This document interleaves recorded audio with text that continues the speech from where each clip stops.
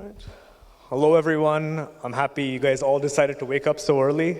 I know I wouldn't have personally, but you know. Anyways, I'll be presenting our work, MoPAC.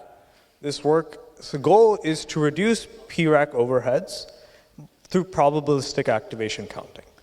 This work is done in collaboration with Salman Qazi, who was at Google at the time, Poulami, who is at UT Austin, and my advisor, Moin Qureshi. As DRAM becomes dense, the cells are also getting closer to each other. And so operating on one cell can cause disturbances in other cells. An outcome of this phenomenon is Rowhammer, where repeated activations to an aggressor row can cause bit flips in nearby victim rows.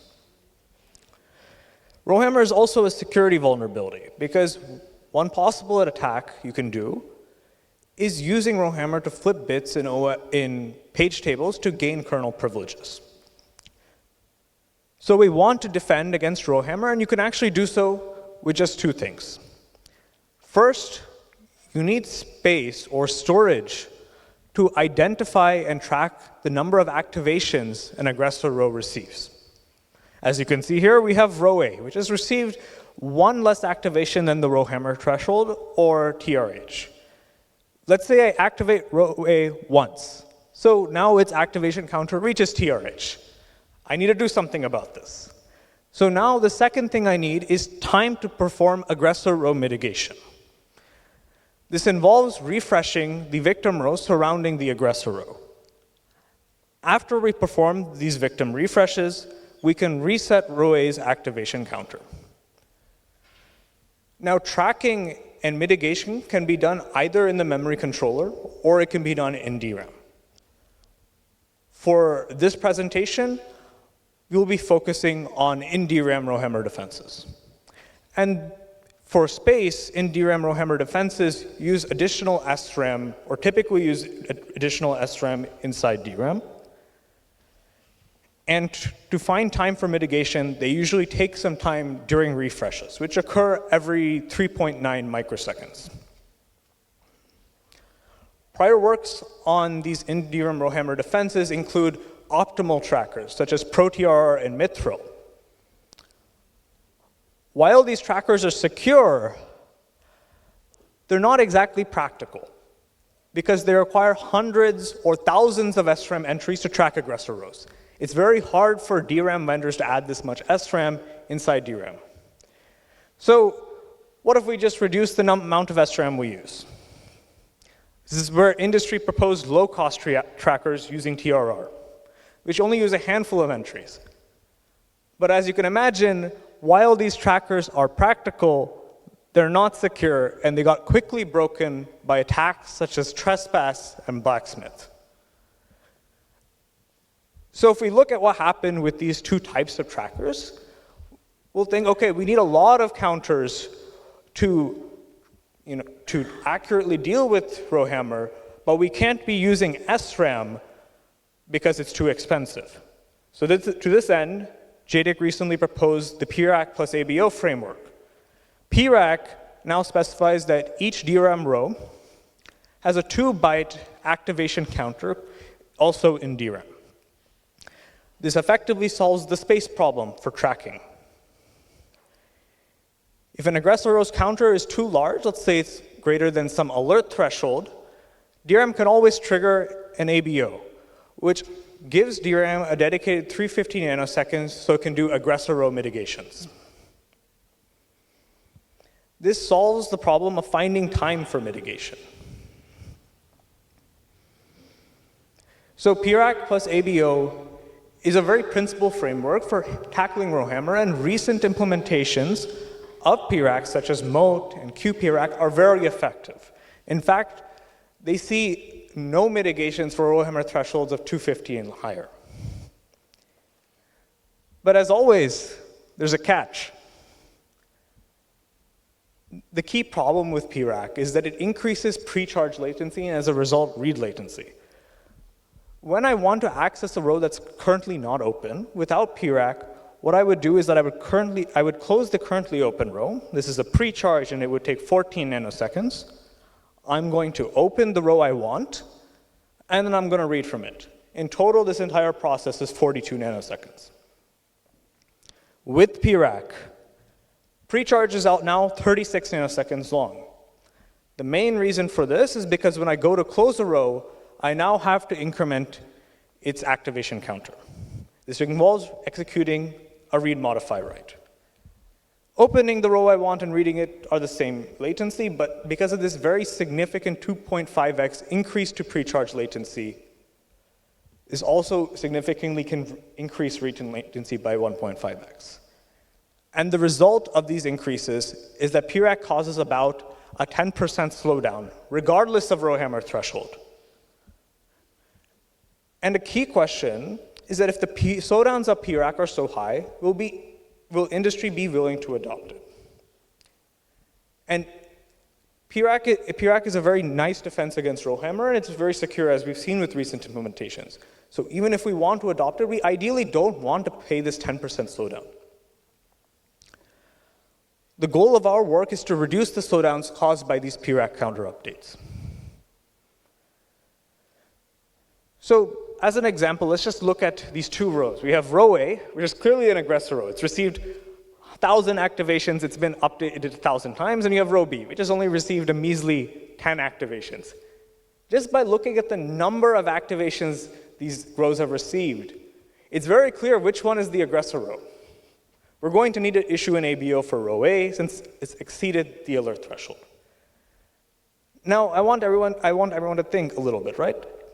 Do we really need to do all 1,000 counter updates to determine A is an aggressor row? The sheer magnitude of difference between these two counters should be enough. Let's say we probabilistically update these counters. Let's say we update a counter 10% of the time. Row A's counter on average is 100. B's counter on average is 1. There's still such a significant difference in magnitude between the counter of row A and the counter of row B, even with probabilistic activations. We know we need to perform an ABO for row A. Now, yes, row A's counter is less than the alert threshold, so we need to use a revised alert threshold. Let's call this 88 star. The impact of performing probabilistic counter updates is that the 10% slowdown we had with PRAC reduces to a mere 1%. This is the key insight driving our work, MoPAC. And today, I'll present our two versions of MoPAC. MoPAC-C, which is implemented on the side of the CPU, and MoPAC-D, which is implemented entirely within DRAM. First, I will talk about MoPAC-C. MoPAC-C requires two pre-charge commands: pre-charge without counter update, and pre-charge with counter update. After the memory controller issues an activation to a row, MoPAC-C has to decide how it wants to close the row. Most of the time, with probability 1 minus p, we will do a normal pre-charge. Recall that this is the fast version of pre-charge that only takes 14 nanoseconds.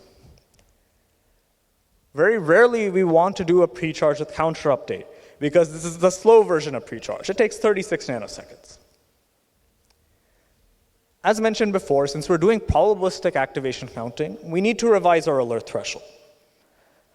So let's say our alert threshold without probabilistic activation counting is 100, but I'm updating my counters probabilistically 25% of the time. On average, a row's counter should be 25, and I'll trigger an ABO. If it's a little bit more, that's also fine. It just means I triggered an ABO a little bit early. The problem is when the counter is a little bit less, or a lot less than 25. These are mitigation failures, and we need to adjust the alert threshold so that we cover most of these. Now, keep in mind, we don't necessarily need to worry about all possibilities. For example, it is definitely possible that your counter is 0 after 100 activations.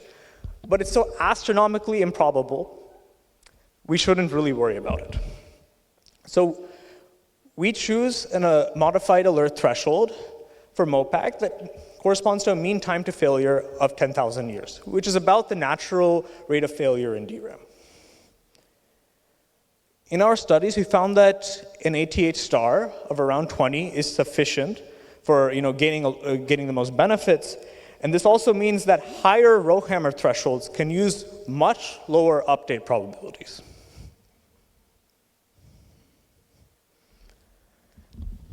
Here is a very big graph of the slowdowns of PRAC and MoPAC-C. And apologies, if anyone can't see the small bars on MoPAC-C, but you can see these 10% slowdown of PRAC has been reduced to sub 2% for MoPAC-C at Rowhammer thresholds of 500 or higher.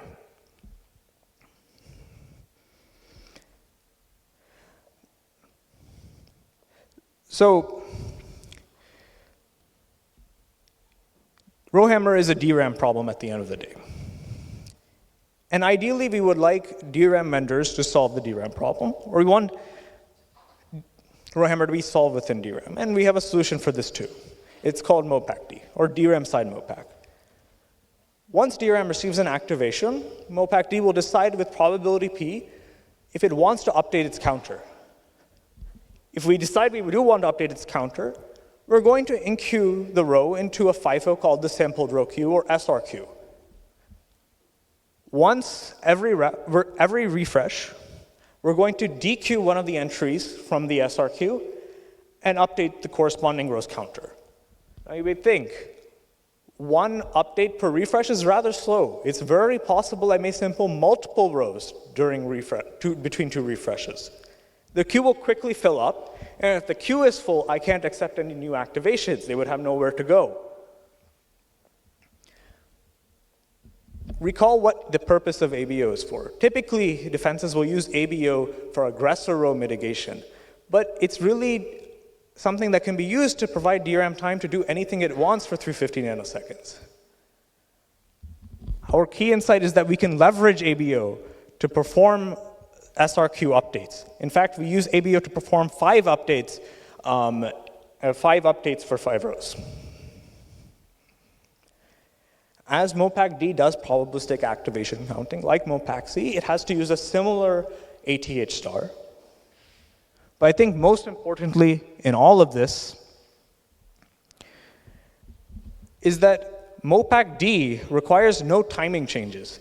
The counter updates are done entirely inside DRAM. So we can keep the same original pre-charge latency of 14 nanoseconds. Now, a potential problem is if you have a row A in the SRQ, an attacker can repeatedly hammer this row over and over again. Now, A is very deep in the SRQ. It may be hundreds of activations before it reaches the head of the SRQ and is drained. So it's possible that row A may receive TRH activations while its counter is 0. There's a very simple way to deal with this. Just track the number of activations each row in the SRQ receives.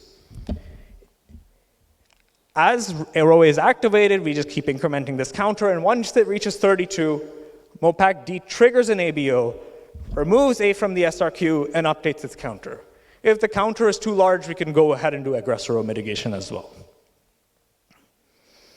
Limiting the number of activations to 32 ensures that MoPAC-D performs counter updates in a timely manner. So here are the slowdowns for PRAC and MoPAC-D, and I promise you, you don't have poor vision. The bar for MoPAC-D at a Rowhammer threshold of 1,000 is really that small. It's 0.1%. Compare that to the PRAC slowdown of 10%.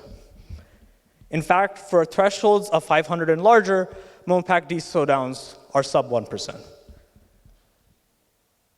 Now you may be here thinking, sub 1% is good enough.